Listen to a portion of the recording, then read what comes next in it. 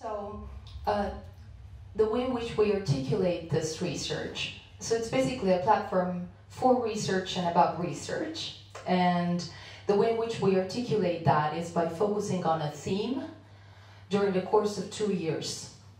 And at the end of this cycle of research, trips, residencies, new commissioned work, and so on and so forth, we present an exhibition at the Pompidou Center. Donc c'est une plateforme qui entend s'articuler vraiment sur la recherche et sur un thème en particulier qui dure donc pendant 2 ans. Et donc pendant ces 2 années, il y a des voyages, des résidences, des commandes et une recherche approfondie sur ce sujet. Et donc à la fin de ces 2 années, il y a une exposition au Centre Pompidou. And in general, we work with artists that are not, I would say, super established, because we're really interested in looking at methodologies that are transforming and transformative, and so we really want to also be able to foster these new practices, to foster this new research and support them across the spectrum of geographies. Donc les artistes qui sont sélectionnés sont des artistes qui sont encore d'une certaine manière émergents, alors avec des méthodologies, ils ont envie de soutenir vraiment des méthodologies différentes et de soutenir de nouvelles pratiques artistiques. And so what is very important, I would say, for Cosmopolis is the process, is what happens during those 2 years. Too close? That's great. Can you hear me better now? Okay. What I think is very important is what happens in those 2 years, is the process, is the series of conversations that we develop in collaboration with the artists, and somewhat the arch of research that we develop in collaboration with them, how we put them in relation. And when I talk about this, I think about artists, but I also think about scholars, activists, and sort of practitioners and cultural workers from other disciplines. So the result is really a project that is very multidisciplinary and stems not only from the work of the curator, but from the set of relations that we put in place across the various practitioners. Donc le plus important dans Cosmopolis, c'est vraiment le processus. C'est un processus, donc, comme on disait, qui dure pendant 2 ans, donc un processus de conversation, énormément d'échanges en fait avec les artistes, mais aussi avec des universitaires. Donc c'est très multidisciplinaire en fait. Et donc c'est vraiment ce moment-là qui est clé, parce que le processus fait partie de l'événement. And so the way in which I usually define this, and then we will jump in and look a little bit about the artist rather than just talking, but it's just to give you some sort of visual image, is that what we try to develop is what I normally call a networked curatorial brain rather than a centralized one, because the idea is that the project is collaborative in many ways and in the various layers through which it is constructed. Donc il y a une image que j'aime à dire en fait quand je parle de Cosmopolis, c'est qu'en fait c'est un cerveau en réseau, un cerveau curatorial en réseau. Et donc voilà, donc en fait c'est, au lieu d'être focalisé sur un seul point, c'est plusieurs points à travers la planète qui sont connectés et qui réfléchissent ensemble à l'événement. And so what we present in the exhibition is again a point in an arch of research, is not a final point. And as you will see, and for those of you who haven't come to Pompidou to see the show, please, I encourage you to come and contact me. I will be happy to show you around and take you in. What you will notice is that this exhibition is not thesis centered. We don't have a thesis, and we don't want to tell the public this is what you have to think. What we do instead is to present what we call a constellation of works. So works that thematically are relevant to one another and fluidly intersect with one another, but also that leave some loose ends for the public to make sense on their own of what they're looking at. Alors en fait, Cosmopolis, ce n'est pas une thèse, c'est juste un point sur un arc de recherche. Ce qui est intéressant, c'est que c'est une constellation de points de vue, en fait, qui posent aussi des questions, qui sont des réflexions en cours sur un sujet particulier, qui en l'occurrence est Rethinking the Human. Et Hilary a dit qu'elle vous encourage, si vous allez voir l'exposition, à la contacter et pour avoir une visite plus approfondie. L'idée, c'est vraiment que cette constellation d'œuvres et de réflexions puisse vous apporter peut-être des points d'interrogation à vos propres réflexions et avoir un écho en vous, dans le public et dans le contexte où il est montré. And so together with the exhibition, so once the exhibition is up and running, what we consider that to be is somewhat a context for a series of forms of knowledge that were embodied in the works. And then it continues to kind of build on itself in a cumulative way through the series of programs. So we were talking before about how many programs we present inside the exhibition. We will see some images of the show. You will see that we have a central space right at the center of the show where all public programs, talks, performances, concerts, everything takes place there. Because the idea is that the exhibition is again a point, and then we continue that process of research through the live discursive programs. Donc Cosmopolis est un événement vivant en fait. Il a été conçu comme quelque chose d'organique qui a un vrai programme qui vit vraiment au rythme de ces événements. Et donc au cœur de l'exposition, il y a un espace pour des événements, pour une programmation autour de cette thématique centrale qui prend corps en des concerts, des conférences, des rencontres, des projections. Donc il y a une vraie programmation tout au long de l'exposition pour que vous puissiez y retourner plusieurs fois et voir cet événement sous différents angles. And so in a way, this here is where the question, if we want, of the Central and South American participation or artists in the show comes into question, because by not having one specific geographical focus, by giving ourselves a thematic focus, what we want to do is to explore practices, artistic practices, diagonally and not necessarily in a compartmentalized way. What we're interested in is the methodologies of research, the methodologies of practice, as I was saying before, and how these emerge from contexts that might be cultural, social, political, where certain issues arise and are in response to that. And what is really interesting is to kind of have that exercise of cultural translation, so to say, for which we see how things can resonate across different geographies, across different cultural, social, historical contexts, without necessarily having a show about South America, about Africa, about Asia, or whatever. What we're interested in is to really explore a theme over the course of these 2 years and see how artists, collectives, practitioners from different contexts might put in place strategies that are really talking to one another, because there are shared issues or shared methodologies that can be relevant across different geographical contexts.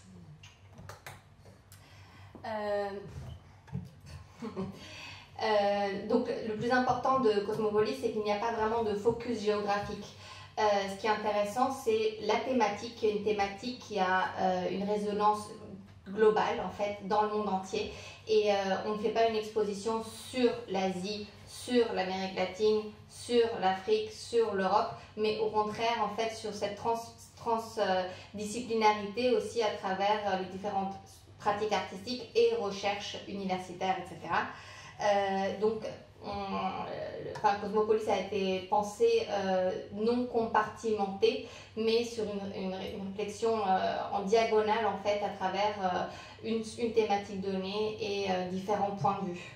And what we achieve, I believe, and I hope at least through that, is that we maintain some sort of a specificity, the specificity of the context in which certain practices were originating. We don't wash it away just to follow the rhetoric of global art. We are trying to stay very punctual and focused on different elements and trying to put them in a series of networks and relations of ideas or questions or debate or practices. Donc l'idée, ce n'est pas d'effacer la spécificité sociale ou culturelle, parce que les artistes pensent et créent à travers leur culture et à travers leur contexte où ils évoluent. Et donc d'où l'idée d'une constellation, de faire un lien entre les différentes œuvres et entre les différents points de vue. So let's jump right in a little bit. So Cosmopolis 2, as it says, it's number 2 of an ongoing series of programs. And the very first edition of Cosmopolis took place 2 years ago in the Pompidou under the title of Collective Intelligence. So it was an edition that focused on artist collectives, collective shared practices, and welcomed approximately 15 artists from different countries, including, of course, also South America, Colombia, Argentina, for instance. And really, here you can see a little bit the space, but also the multiple activities. It's just a little flash for you to see the various things that were taking place in the center of the space and through the space. Donc Cosmopolis 2, comme son nom l'indique, c'est la deuxième édition de ce programme. Le premier a eu lieu donc en 2016 et c'était Cosmopolis 1 qui était sur le thème de l'intelligence collective, donc sur les collectifs d'artistes et sur la réflexion collective et la création collective. Il y avait une quinzaine d'artistes de différents pays, parmi lesquels les artistes de Colombie, d'Argentine et d'Amérique latine. And then the idea is that in the gap year we have the chance to decentralize the project and the research in collaboration with external partners or foundations and organizations. And so in 2018 we developed what I tend to define an intermediate research step edition between Cosmopolis 1 and 2, which was Cosmopolis 1.5 Enlarged Intelligence. This was an exhibition with rural residencies, an architectural commission, and a series of programs in Chengdu, in China, that was somewhat, again, part of this process of cumulative knowledge that develops from one edition to the other. You said rural? Rural. Okay. Donc en 2018, il y a eu un palier intermédiaire qui s'appelait Enlarged Intelligence, donc l'intelligence élargie, et ça s'est déroulé en Chine, dans la ville de Chengdu, et c'était sur des recherches sur la ruralité. Des résidences rurales, oui. Voilà, ouais. Des thèmes non urbains en fait, donc sur d'autres points de vue. Yes, and somewhat a bridge between this idea of shared collective intelligence and creativity of number 1 and the themes that we're researching and sort of tackling through number 2, which are the relationship between the human and the technological, economies of scale, the urban, the rural, of course, and therefore the theme of ecology. Donc quelque part ce 1.5 c'était comme un trait d'union entre le 1 et le 2, donc avec une vraie recherche sur l'économie circulaire, l'économie d'échelle et voilà, une réflexion sur les échanges au niveau international. Now, getting straight to what we're here to discuss. So, Cosmopolis 2, Rethinking the Human, really, as I said just now, kind of develops along certain specific axes. One is the question of what is a human? What does it mean, human? And in this, also what is our current relationship with technology? What are the epistemologies of technology now? And again, as kind of this trying to escape this binary relationship, also thinking about the rural space and the urban space within the question of ecology, of economies of scale, as Cristina was mentioning. So the idea of growth or degrowth, whether it is important to go bigger and grow bigger at an infrastructural level, or whether we can look, for instance, at the smaller structures that are networked and therefore are more efficient or function better. Donc le sujet qui est traité dans Cosmopolis 2, c'est repenser l'humain. Et ça veut dire se poser la question déjà de qu'est-ce qu'est l'humain? Qu'est-ce que ça veut dire être un être humain? Ça amène aussi à une réflexion sur l'épistémologie de la technologie. Qu'est-ce que la technologie et quelle est sa place dans l'actualité? Pour faire un lien aussi avec Cosmopolis 1.5 surtout, cette réflexion sur le côté binaire de la ruralité et l'urbanité, et sur des sujets de croissance et décroissance, la réflexion aussi sur l'action dans une plus petite échelle, donc l'échelle locale, etc. And so, in this framework, the constellations that I was mentioning before are mostly three. It's hard to describe them, but just to kind of give some names so that you have some points of reference. One is definitely that of technological diversity. So, is technology one thing? We use it in the singular form. Is it one interpretation of what technology is? Are there multiple ways of thinking about technology across different cultural contexts? Ok. La constellation dont elle parlait se définit en 3 points principaux. Le premier d'entre eux étant la diversité technologique et toute l'ampleur en fait du panel de la technologie dans la vie actuelle. Another element is that of ecology, again, and economies of scale. So thinking about this idea of development of modernity and its relationship to the idea or the construction of what ecology could possibly mean. Le deuxième sujet principal est donc l'écologie. Donc la réflexion aussi sur l'économie d'échelle et qu'est-ce que vraiment l'écologie dans son sens large peut signifier aujourd'hui. And then the third and very important element is that of other ontologies, somewhat other ways of articulating one's vision to the world, or since we can use a Spanish word, luckily in this context, what we miss in English or Italian or in other languages is this idea of the cosmovisión. What is our way of making sense of the world? Et le troisième point serait l'ontologie, ou pour utiliser un mot qui s'utilise beaucoup en espagnol, c'est la cosmovision, la cosmovisión.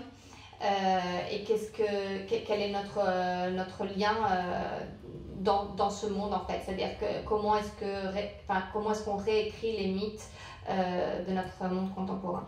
Now, because of our time is limited, I will just focus on some specific artists. Again, I encourage you to come and see the exhibition, but the way in which we wanted to open this conversation of Cosmopolis 2 was precisely by starting with this question on other ontologies. And in doing so, as you enter the exhibition, the first, so this is the series of artists that we're presenting in Cosmopolis 2. Ça, c'est la liste des artistes qui est présent dans Cosmopolis 2.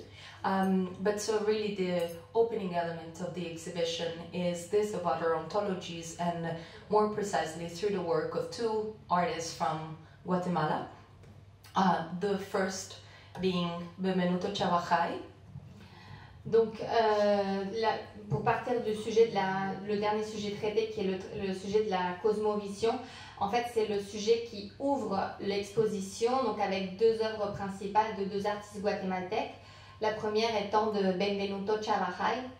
And Benvenuto Chavajay is an artist from Guatemala, from a Maya Tzotzil community, as many of you know, is one of the over 20 Maya communities across Guatemala. Donc Benvenuto Chavajay est un artiste originaire de la région du lac Atitlán, donc d'une région Maya Tzotzil, qui est une des 24 ethnies Maya guatémaltèques. And Benvenuto is an artist that is very difficult to describe because a lot of the work that he does resides more in the way in which he discusses the work and the way in which somewhat he lives and how he articulates the discourse around the work rather than the work itself.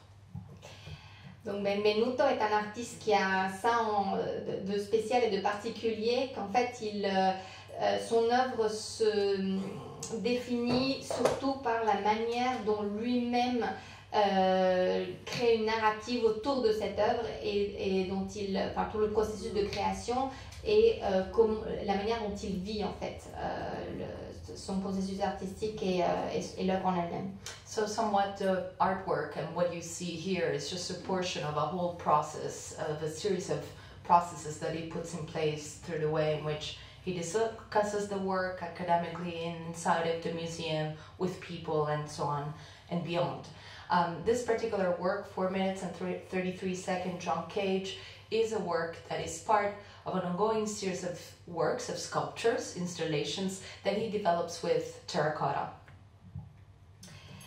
Cette œuvre en particulier, comme d'ailleurs tout son processus artistique, c'est un point de son cheminement dans le monde de l'art et c'est une œuvre inspirée de 433 qui est la pièce de John Cage et il s'agit de 50 micros de terre cuite. Now, we all know maybe John Cage's performance, 1952, he sits in front of a piano for 4 minutes, 33 seconds, he doesn't touch the piano, emits no sound, produces no sound. Pour vous rappeler, donc l'œuvre de John Cage que vous connaissez sûrement, c'est John Cage qui en 1952 s'assoit face à un piano pendant 4 minutes 33 et ne joue pas au piano. Now, it's about silence, right? But here, what Benvenuto wants to present is a different articulation of the idea of silence that, as ever, I would say, in his work, is deeply ambivalent. Donc il s'agit évidemment de silence et l'hommage que rend Benvenuto ici à John Cage, c'est une autre interprétation du silence qui d'ailleurs est un élément central dans sa création. From the one hand, of course, is the silence imposed to Maya's communities historically through 500 years of colonization. On the other hand, what he also wants to do is to encourage people to listen to this silence, which is the silence of the earth. So, because what he feels is that modernity brought noise, confusion, distraction, he wants to, on the one hand, show how these microphones are basically voiceless, are the impossibility of Maya people to speak for themselves, while at the same time, the Maya cosmovision is really about listening to earth. And this is another impossibility because of the noise of modernity. Donc il y a dans cette œuvre deux sens principaux. Il y a toujours une ambivalence en fait dans le rapport au silence de Benvenuto. D'un côté, il y a ce silence imposé depuis 500 ans par la colonisation au peuple maya. Et de l'autre côté, Benvenuto invite le public ici à écouter ce silence.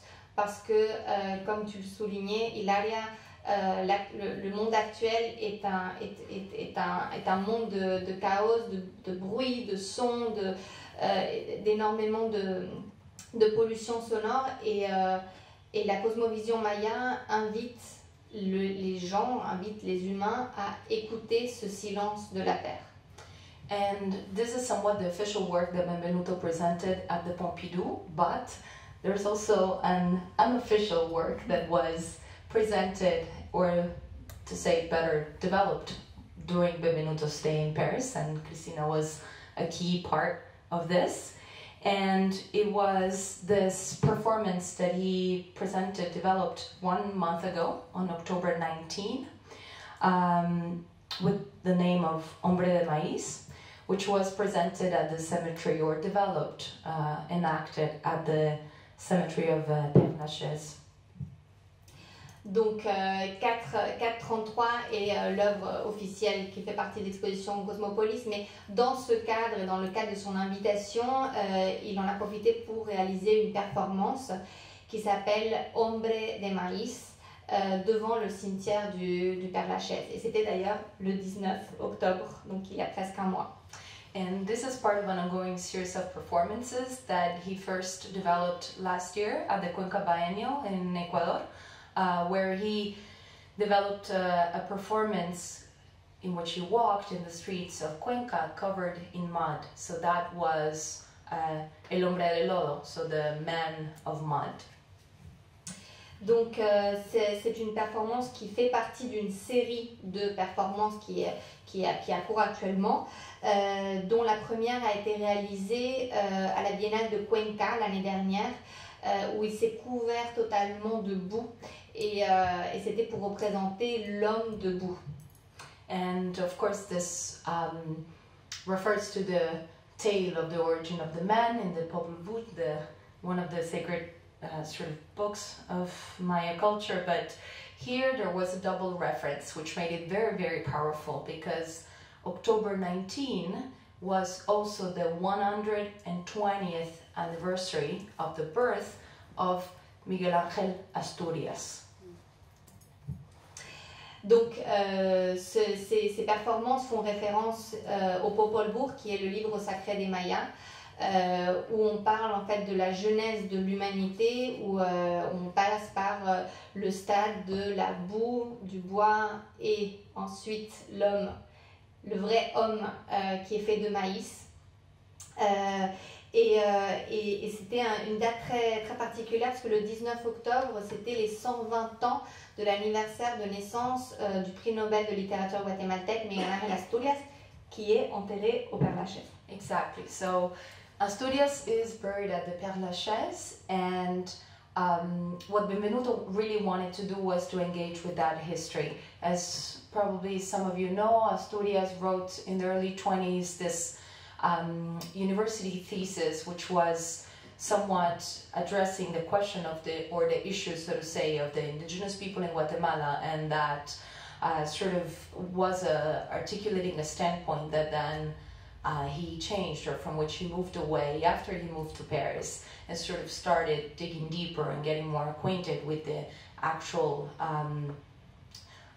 sort of, I don't want to say essence, but somewhat to really starting to understand more and from a different perspective what this element of the indigenous culture in Guatemala could mean. Comme vous le savez peut-être, dans les années 20, Miguel Ángel Asturias a écrit une thèse dont le sujet était le problème indien. Et c'était sur toute une analyse en fait sur comment les Indiens étaient un vrai problème pour le progrès politique et social du Guatemala. Évidemment, il a évolué après cela, surtout d'ailleurs en France, quand il est venu à Paris. Il a regardé le peuple maya à travers un autre point de vue, et il a compris à quel point cette culture et son essence était importante pour la culture guatémaltèque dans son ensemble. And therefore the book, The Man of Corn, The Hombre de Maíz, is the book that he wrote on this, and is the book that got him the Nobel Prize. So what Benvenuto wanted to do was to, as I said before, engage with this history. And unfortunately, we did not get permission to access Père-Lachaise, despite the many efforts that Christina and myself developed to that purpose. And what the performance ultimately was a silent presence of Benvenuto covered in corn paste in front of the cemetery. Donc, Miguel Ángel Asturias, après cela, évidemment, a écrit un livre qui est devenu un best-seller qui s'appelle Homme de Maïs, Hombres de Maïs, qui est basé sur qui est vraiment très, très en lien avec le Popol Vuh et avec la Genèse et les mythes mayas. Donc, voilà, Miguel Ángel Asturias est enterré au Père-Lachaise, a décidé d'ailleurs de rester en France, et Benvenuto est à Paris tailleur de manière très par pur hasard, mais le jour de son anniversaire de 120 ans. Donc il se couvre de pâte de maïs et sa performance constituait juste à être devant le cimetière, donc devant le corps de Miguel Ángel Asturias, son esprit, en silence, couvert de pâte de maïs. Now, one element that Benvenuto always says when he talks about his practice is that in his Tzutuchil language, the word for art doesn't exist. It's missing. And that the closest you can get to art is sanar, to heal. And that his job, therefore, he sees it as an artist, is really to heal this colonial wound that has been developed over 500 years in Guatemala. Donc le discours artistique de Benvenuto est que dans sa langue, le Tzutuchil, le mot art n'existe pas. Et le mot le plus proche du terme art, ou du sens art, est guérir et guérisseur. Donc lui, il se considère comme un guérisseur et ce qu'il entend à travers sa pratique artistique, c'est de guérir ou de cicatriser les blessures de son peuple. So the practice was very simple. You saw between some curiosity, some indifference. The idea was really to be present in the public space and in front of the cemetery, and then to sort of go around and in rounds, somewhat imitating one of the characters of the Man of Corn, who goes around and in search for another character that had disappeared. So this is something that is, as I said, part of an ongoing series, and that is somewhat an informal but very present part of what was his participation in Cosmopolis. Voilà, donc là vous avez vu Benvenuto marcher silencieusement autour du cimetière, quelque part en faisant référence à un personnage de Hombres de Maíz qui cherche désespérément un autre personnage qui a disparu. Donc voilà, quelque part ça fait également référence au livre en lui-même. And then, so this was somewhat the little way that was left on the street of the Père Lachaise. Moving on to the other artist that greets visitors really in this part about other ontologies in Cosmopolis is Sandra Monterroso, another artist from Guatemala. Donc voilà, nous passons à une autre artiste également parmi les premières dans l'exposition, par les premières visibles dès l'entrée de l'exposition, qui est donc Sandra Monterroso du Guatemala également. And Sandra is presenting two different works. She is originally from, her family is originally from another Maya community, the Maya Quiché community, which is from the region of Alta Verapaz. And Sandra is presenting as part of Cosmopolis two different works. The first that you see here, which is Columna Vertebral Roja. Donc Sandra vient d'une autre communauté, d'une autre ethnie maya du Guatemala, qui est l'ethnie Quechí, surtout présente dans les plateaux de l'Alta Verapaz. Et donc ici, elle présente l'œuvre Columna Vertebral Roja, colonne vertébrale rouge. And often her work really relates to the domain of the domestic, of the life of women, in their community, in their families, in their homes.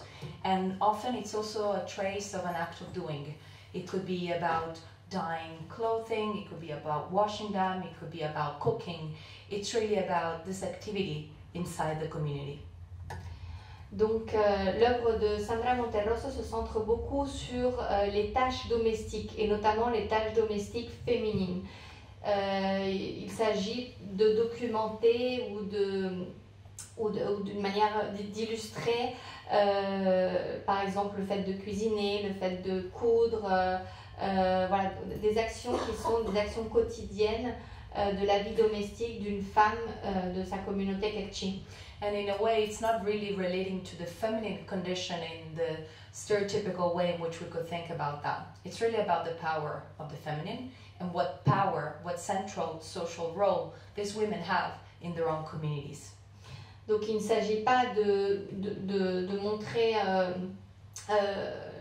les œuvres des femmes dans une manière traditionnelle, mais plutôt de montrer le pouvoir qu'ont ces femmes au sein en fait d'une société, soit du foyer, soit de la société, à travers les tâches qu'elles accomplissent. So the spinal cord, this columna vertebral, is made of skirts that she traded or purchased over the years of her research, because this is an ongoing series, from the women of the region of Alta Verapaz.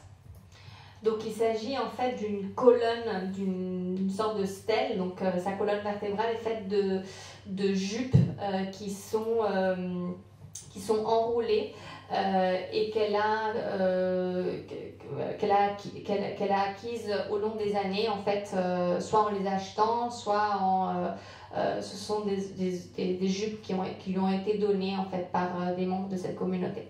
So it's really about female work and female presence in the community, but at the same time, she was very much interested in infusing these works with elements from the Maya cosmology and Maya culture. So, as I said, this is an ongoing series because she wants somewhat to develop columns with all the key colors of the Maya cosmovision, and in this particular case, the red, which refers to the east cardinal point, that is considered to be a very important one, of course, because it's the one that sees the sun rise, and but at the same time, it also refers implicitly to the colonial struggle, because this red is obtained with an element, a pigment that is called achiote, which is also used to cook. Yes, to cook, to make soups, and implicitly also to refer to the element of the blood. Donc c'est une série qui est en cours et il va y avoir plusieurs colonnes vertébrales de différentes couleurs. Ici, la couleur rouge est une des couleurs principales. Elles sont toutes d'une couleur différente et elles feront toute référence à un élément particulier de la cosmovision maya. Le rouge fait référence évidemment au soleil levant. C'est une des couleurs les plus puissantes. Mais ça fait aussi référence à l'achiote, qui est une épice avec laquelle on cuisine. Et d'une manière, ça fait aussi référence au sang, à la lutte coloniale, à plusieurs éléments. And together with this sculpture, she also presents a sound piece. She works a lot with sound, and she's particularly interested in this case in sort of throwing the spectator into the materiality of her language, and also to replicate or reinforce the importance of orality, of how things are transmitted through oral history and through stories, through narration. Donc avec cette colonne vertébrale, il y a également une pièce sonore, et l'idée c'est vraiment de jeter le spectateur dans la matérialité de cette langue à travers une appréhension de la tradition orale, l'histoire, toutes les coutumes qui sont transmises à travers cette langue en particulier. So this is a poem that the artist wrote, again inspired by the form in which orality is constructed through the stories of her ancestors, of her family. And so we're going to just listen to a tiny little bit. C'est un poème qu'elle a écrit sur l'histoire de sa famille et de ses ancêtres.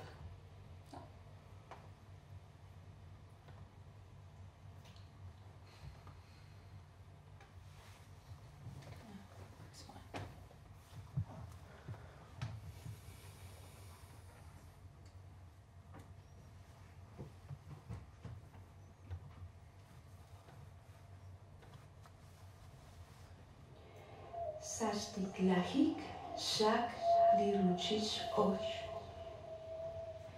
Shahe likiche isbane li panyanam. Laikush istichi pesh ink barkshko irinap arilek an. Raksam ke rashti.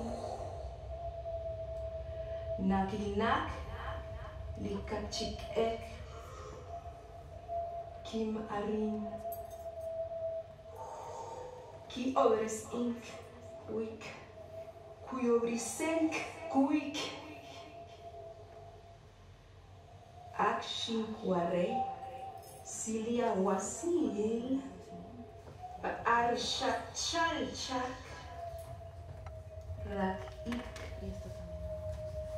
Mak'a laklo mushmukwi. Mak'a laklo mushmukwi. Peshpo. Peshpo. Peshpo. Pehu. Rashek. Rahakwalchi aktik ti. Rahakwalchi aktik ti. Tik-ti, tik-ti. And so I encourage you to come and see it. And yes, with Cristina, we were mentioning the fact that, as I said before, the artist, her family is originally from a Maya Quechua community. She grew up in Guatemala City, so she did not grow up immersed in this language. She had to learn it. She decided to learn it once she was an adult, so a few years ago. And somewhat it is continuous work that she's undertaking in order to bring back in elements that were naturally taken away from her upbringing because of the social and political situation in which she grew up in Guatemala. Donc en fait, Sandra Monterroso est née à Guatemala City. Sa famille vient de la Tavera-Paz et Quechua, mais donc ses origines sont Quechua, mais elle est née et a grandi dans la ville de Guatemala, donc dans un contexte urbain. Et elle a décidé il y a quelques années de revenir vers ses origines et de se réapproprier aussi sa langue. Donc là, c'était donc ce poème qu'elle a écrit. Et qu'elle lit d'ailleurs, donc c'est sa voix, et donc quelque part c'est donc ce processus de réappropriation de ses origines dont l'œuvre aussi bien sonore que colonne vertébrale font partie.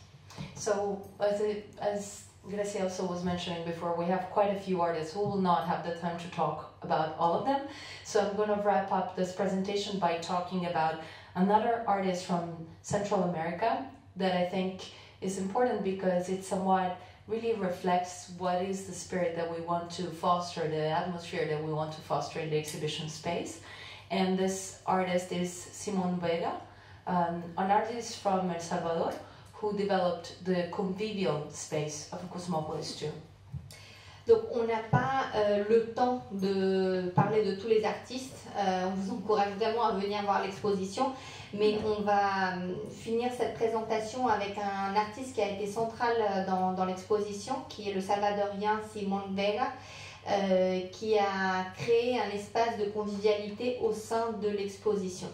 Now, for us, the space of conviviality is quite important. It's one of the elements that we always want to have in Cosmopolis because the idea is that the public is welcome to roam around and see the works, but then it's also welcome to stay, and that we want to create a little bit more of a warmer and familiar environment where people can stop for a moment and try to take in or pause, in this input process that they go through. And so we will go through the various components, but overall, the convivial space is a space where people can exchange, sit down, chat.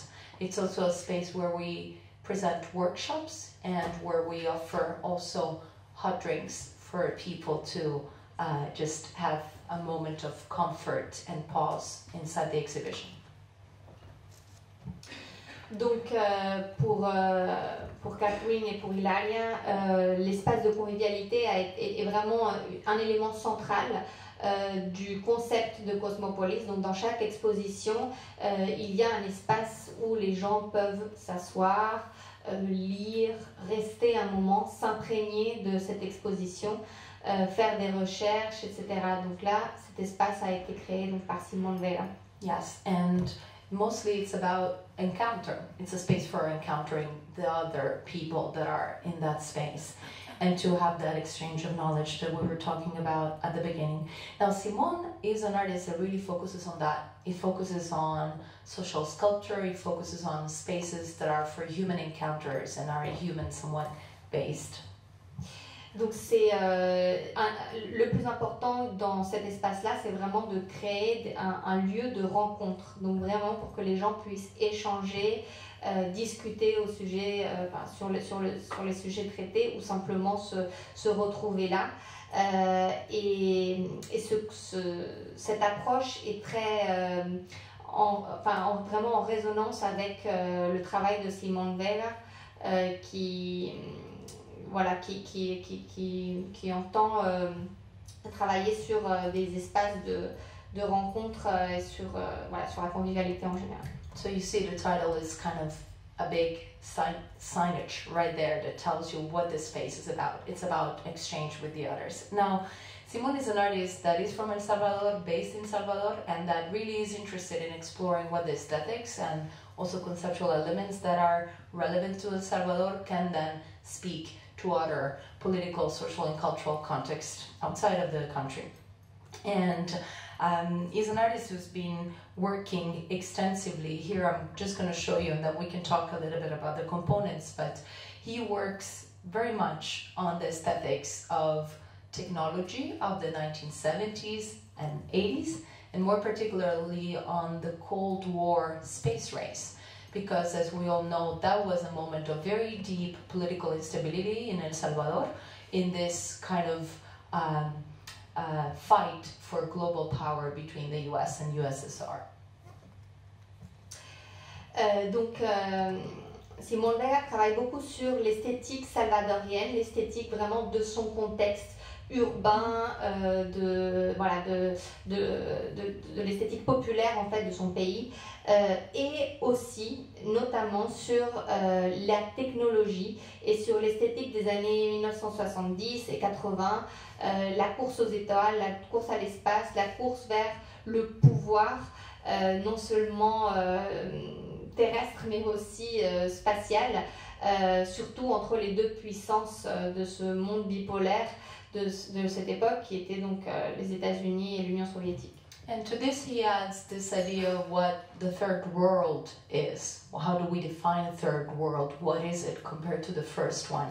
And the way in which he interprets this is really as the third world as a strategy of creative resilience, of self-sufficiency, of making do with what one has. And that is why he makes sculptures out of recycled materials, trash, and things that he encounters in the street that he repurposes, inspired somewhat by the markets, the street vendors, the systems of survival and kind of informal economy of El Salvador. Donc Simone Vela mène aussi une réflexion sur ce ce qu'on appelle le tiers-monde. Donc ce tiers-monde qui n'est ni les États-Unis ni le monde soviétique, et donc surtout sur cette esthétique et sur cette recherche de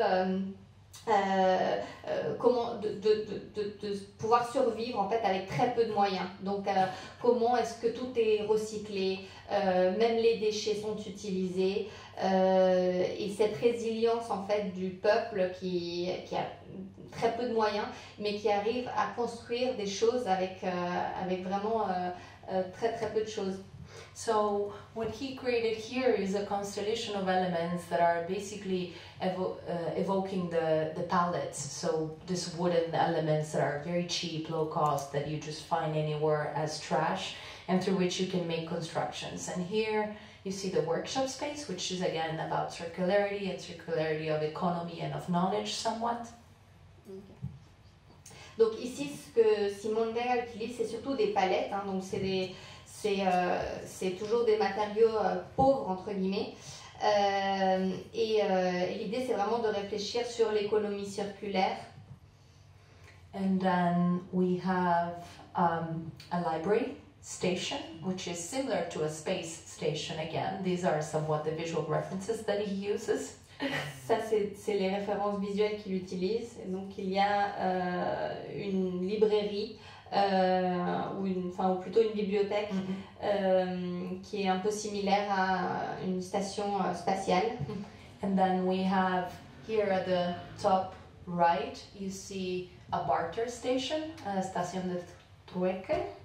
Sur la droite, vous voyez donc la barter station, qui est donc une station d'échange, de troc.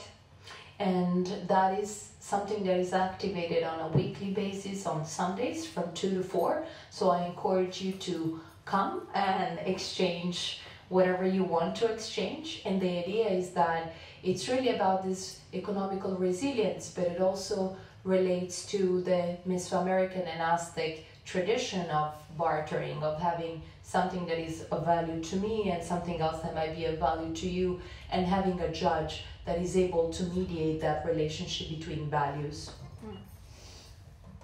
Donc cette station de troc, en fait, c'est un élément vivant de l'exposition. Vous pouvez venir échanger vos objets. Il y a des objets qui sont à disposition.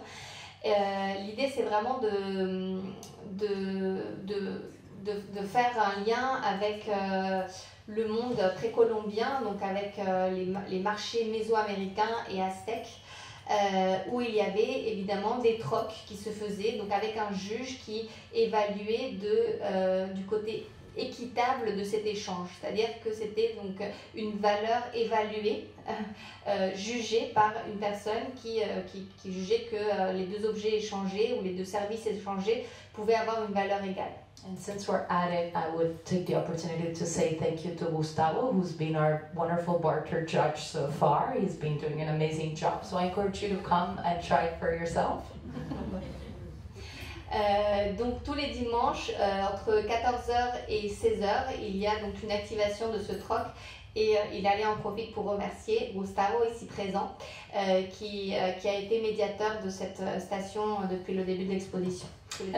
And as I was saying, it is a space of conviviality, so we were lucky enough to be able to have Salvadoran coffee that we offer to visitors for most of the week as a moment to again stop. And here you see, unfortunately I don't have a close-up picture, but here you see the drawing that the artist made. It's really basically a coffee maker, a percolateur on a baby stroller, and that's pretty much what it is. Donc, comme on le disait, c'est un espace de convivialité. La convivialité se résume souvent au café. Et on a la chance de pouvoir avoir du café du Salvador servi sur un élément qui a été inspiré d'un vrai marché de café, qui est donc un percolateur sur une poussette. And here you see just some images that the artist shared with us throughout his process of things he was looking at in El Salvador. So you see the pallets, you see the plants. These are just street vendors. You see the umbrellas, which he turned into parabolic antennas for outer space exploration. Donc ici, on voit quelques images qui constituent vraiment de l'inspiration de l'artiste. Donc c'est tout son processus de recherche qui se déroule surtout dans la rue, donc avec les vendeurs ambulants qui sont sa première source d'inspiration. Ici, on voit par exemple, dans l'image précédente, donc les parapluies qui servent d'antenne parabolique de ses œuvres. And I've just added to contextualize, maybe I should have showed you before, but just quickly going through some images of other works that he has done, just to really get this sense of trash plus resilience plus recycling plus Cold War plus sci-fi, I guess. Donc voilà quelques autres références d'œuvres créées par Simone Vega, toujours avec des éléments de déchets, recyclage, résilience, guerre froide, science-fiction, etc. And this is where I'm going to leave it. The only thing that I would like to, the only thing that I would like to add is that whether you are able to make it to Cosmopolis or not, I encourage you to have a look at our digital platform. So all the events that we present are live streamed, recorded, placed on the website, because as I said, a lot of what happens in the space is about exchanges and conversations and encounter and presentations. It's very hard to capture all of that in ways other than live streaming, and that is what we're trying to do, to really systematically record and stream everything through our website and create an ever-growing living repository of all the forms of exchanges and knowledge that take place in the space. Donc, évidemment, on vous encourage à aller voir l'exposition, mais si vous ne le pouvez pas, ou même si vous le pouvez, allez voir la plateforme digitale, ça fait vraiment partie du concept de Cosmopolis. L'idée, c'est vraiment d'accéder au plus grand nombre et de montrer vraiment tous ces échanges-là, toutes ces recherches, ces rencontres, etc. Et il y a évidemment donc, il y a des événements, comme on le disait, avec une programmation culturelle assez dense. Et tous ces événements sont disponibles en streaming sur cette plateforme. And this is it. Voilà.